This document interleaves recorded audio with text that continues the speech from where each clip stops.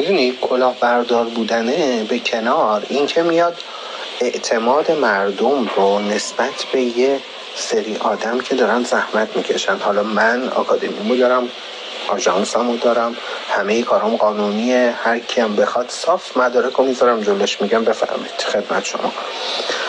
ولی اونی که داره زحمت میکشه، رفته یه کشور اروپایی مثلا مثل میگل، تکی داره کار میکنه، مدل تکی داره آموزش میده، اعتماد مردم رو به اینا از بین میبره. چرا؟ مردم میگن که این پسر نوریا بود، این همه کام فالوور داشت، اون همه یونجم فالوور داشت، کلاهبردار از آب در اومد، پس چجوری میشه به اینا اعتماد کرد؟ خب توی ایران هم همین شکلیه دیگه. وقتی مردم میبینن یکی اینجوری کلاهبرداری کرده، دیگه به بقیه اعتماد نمیکنن.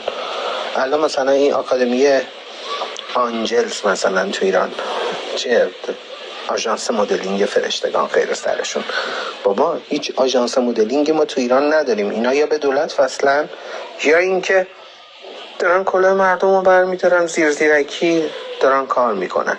بعد مردم میاد میگه که فقط توهم مدل بودن به مردم میدن. این همین دیگه، میان نیست 4 تا جمله انگیزشی میگن، 4 بار تحویلش میگن تو خیلی خوشگلی، تو خیلی عالی، تو خیلی خوب راه میری.